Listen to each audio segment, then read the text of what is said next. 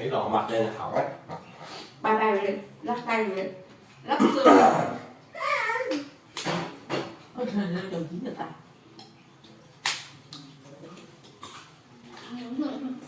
Nó đòi ông, nó đòi ông.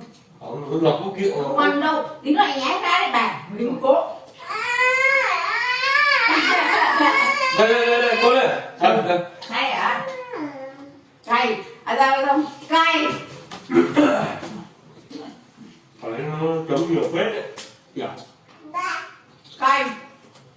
Cay nè. Cay gì à? Nghe con được ăn tốt. Được. Khoan lên đi không?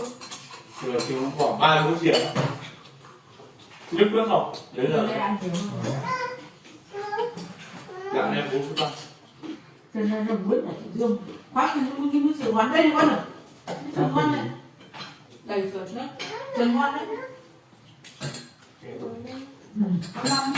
Bắt đầu đến rồi.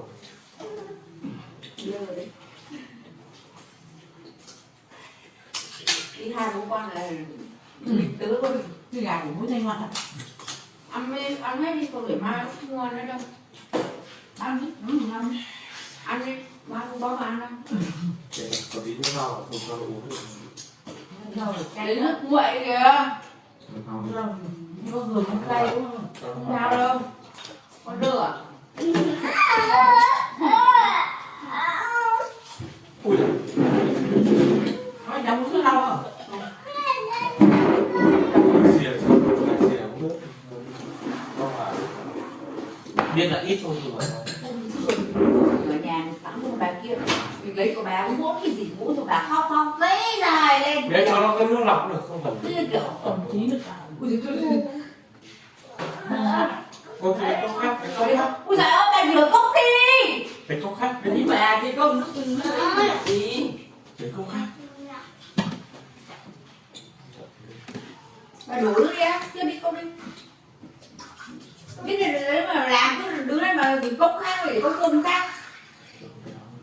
Ngồi đấy thì nước làm sao? Cái mắm giặt.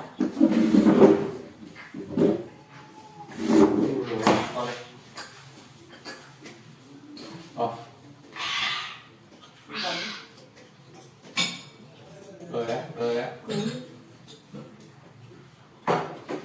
Đỏ mặt không? Lên đâu? Nhìn mắt kìa. Thôi. Không có cái gì đâu mà đổ mặt. Có một cái con ấy. Ông Huệ này đưa rồi nhỉ?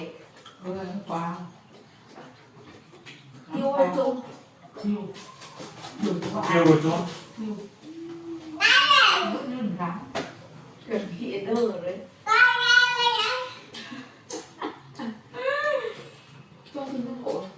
Việc nữa lần sau này không được không luôn. Ở đấy nó bị hơi Không như quá cái cay. này. Hơi quá cay.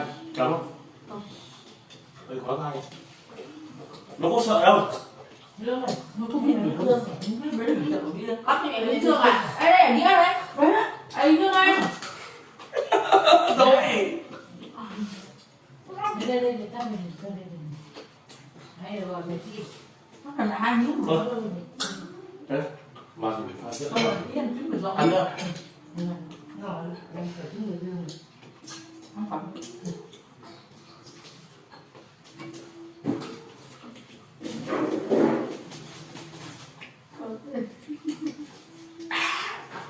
Tối đáy nhiều. Tí nữa đấy phát cuồn đến bỉm này đấy. Rồi ngủ là nhiều ở đây. Gần một rồi mình nước. Chiều đây. Dễ thôi.